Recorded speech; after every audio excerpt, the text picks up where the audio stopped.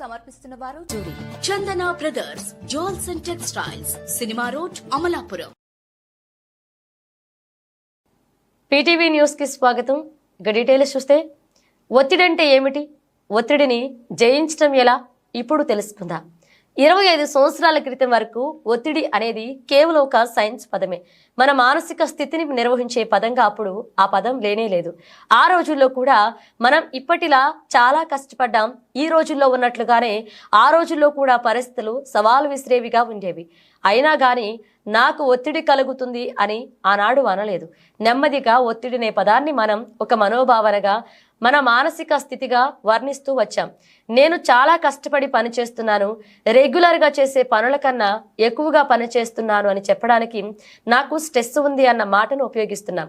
ఒత్తిడి గురించి మనకున్న అవగాహనను ముందు అర్థం చేసుకుందాం. నిజానికి మనం సంతోషం, శాంతి, శక్తి నిండిన ఆత్మలం. మనం చేసే అపసవ్వ ఆలోచనల పరిణామమే ఒత్తిడి. అది ఒక భావోద్వేగ నొప్పి. మనం మారాలి అన్న సంకేతాన్ని ఆ బాధ మనకు చెప్తుంది. కానీ మన చుట్టూ ఉన్న వారు కూడా ఒత్తిడిలో ఉండడాన్ని చూసి, ఒత్తిడి ఈ రోజుల్లో అందరికీ ఉంటుంది, సహజమే, ఉన్నా పర్వాలేదు అనుకుంటున్నాము. ఇది నిజం కాదు. ఒత్తిడి మన శారీరక మరియు భావోద్వేగ ఆరోగ్యాన్ని దెబ్బతీస్తుంది. అది మన సమర్థతను, జ్ఞాపక శక్తిని, నిర్ణయ శక్తిని ప్రభావితం చేసి మన పనితీరును తగ్గిస్తుంది. కనుక ఎలాంటి ఒత్తిడి అయినా అది హానికరమే. ఇలాంటి ఒత్తిడిని జయించాలంటే నిరంతరం యోగాభ్యాసం చేయాలని సూచించారు రాజయోగిని బీకే రమాదేవి.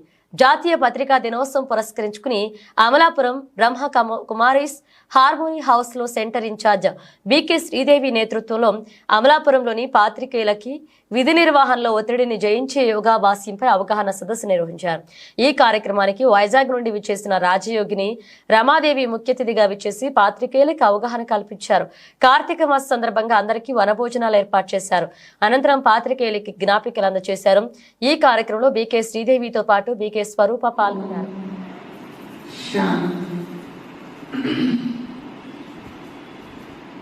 ముందుగా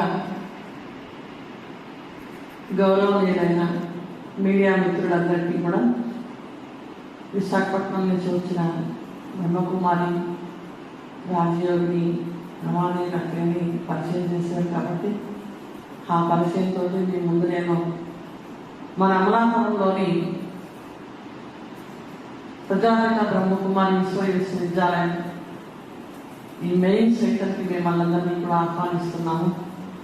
మీ అందరికీ కూడా కార్తీక మాస శుభాకాంక్షలు.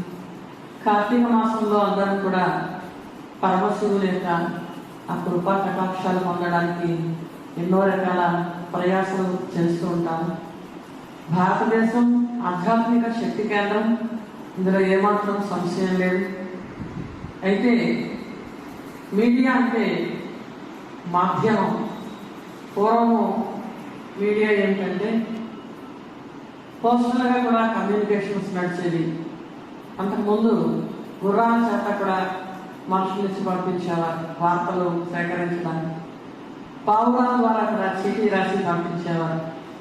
ఇప్పుడు ఎంతగా మన కమ్యూనికేషన్స్ ఎంతగా పెరిగిపోయాయంటే సెకండ్లో మనం అమెరికాలో ఏం జరుగుతుందో ఇక్కడ రాసేసుకోవచ్చు.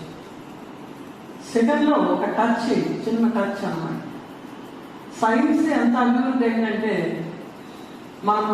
మనలో ఏమాత్రం శారీరకమైన శ్రమ ఏమీ లేదు. మన హార్డ్వేర్కి ఏమాత్రం శ్రమ లేదు. సాఫ్ట్వేర్కి అంటే మన బ్రెయిన్కి ఎక్కువగా శ్రమ ఎక్కువైపోయింది. పూర్వం లేని అలసట, పూర్వం లేని ఒత్తిడి ఇప్పుడు ఎందుకు వచ్చింది? అప్పుడు ఉన్నాను కదా, ఇప్పుడు ఉంది కదా.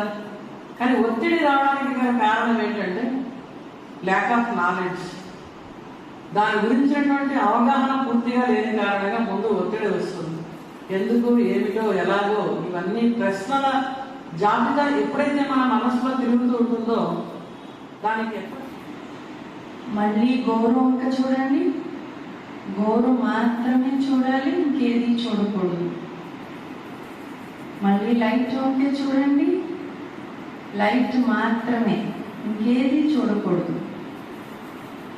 మళ్ళీ గౌరవంగా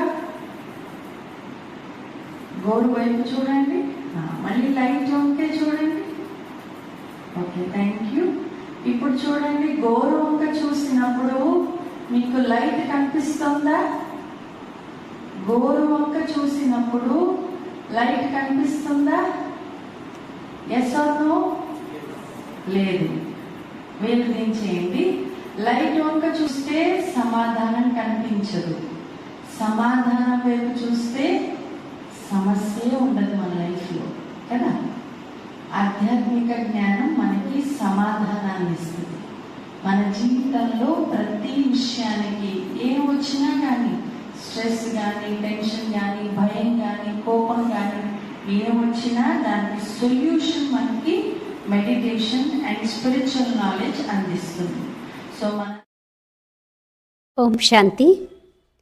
ప్రజాపిత బ్రహ్మకుమారి ఈశ్వరీయ విశ్వవిద్యాలయం ఆధ్వర్యంలో జాతీయ పత్రికా దినోత్సవం సందర్భంగా పత్రికా విలేకరులు, ప్రింట్ మీడియా, ఎలక్ట్రానిక్ మీడియా ప్రతినిధులందరినీ బ్రహ్మకుమారీస్ అమలాపురం శాఖ ప్రాంగణంలోకి ఆహ్వానించడం జరిగింది. మీడియా ప్రతినిధులందరూ తమ విధి నిర్వహణలో ఎన్నో ఒత్తిళ్లకి గురవుతూ ఉంటారు. ఈ రాజయోగ అభ్యాసం ద్వారా, మెడిటేషన్ ద్వారా ఒత్తిడి నుండి ఏ విధంగా విముక్తి అయ్యి ప్రశాంత చిత్తంతో తమ విధి నిర్వహణలు ఏ విధంగా చేసుకోవచ్చు, దాని గురించి విశాఖపట్నం నుండి విచ్చేసినటువంటి రమా అక్కయ్య గారు చాలా వివరంగా అందరికీ వివరించారు.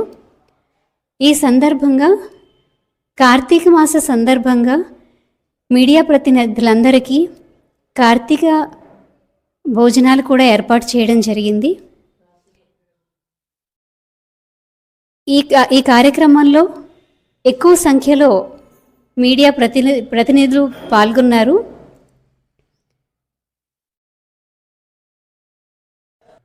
బ్రహ్మకుమారి సంస్థ ఆధ్వర్యంలో మౌంట్ ఆబూ రాజస్థాన్లో మీడియా వింగ్ ఆధ్వర్యంలో ఈరోజు ఈ కార్యక్రమం జరిగింది.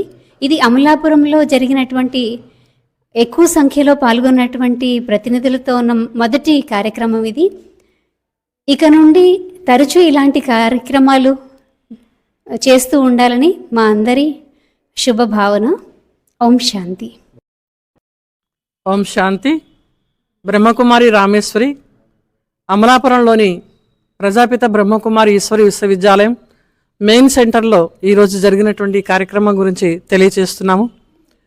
ఈరోజు కార్తీక మాస శుభ సందర్భంగా కూడా మా మీడియా మిత్రులందరినీ కూడా ఇక్కడ సమావేశపరిచి వాళ్ళకి దైనందిక జీవితంలో ఎలాంటి మానసిక ఒత్తిడులు ఎదుర్కొంటూ ఉంటారు, వార్తల్ని ప్రచురించడంలో, వార్తల్ని సేకరించడంలో వాళ్ళు ఎటువంటి కష్ట నష్టాలు ఎదుర్కొంటూ ఉంటారు, సమస్యలు ఎదుర్కొంటూ ఉంటారు, ఆ సమస్యల్ని వాటి ఒత్తిడిని కూడా ఎలాగా దాన్ని మేనేజ్ చేయాలనే విషయాన్ని అవగాహన పరచడానికి ముఖ్యంగా ఈ సదస్సు అమలాపురం, ఈ చుట్టుపక్కల మండలాల్లో ఉన్నటువంటి మీడియా ప్రతినిధులందరినీ కూడా మా బ్రహ్మకుమారి మెయిన్ సెంటర్కి ఆహ్వానించడం జరిగిందండి. వీరందరికీ కార్తీక భోజనాన్ని కూడా, విందుని కూడా ఏర్పాటు చేయడం జరిగింది.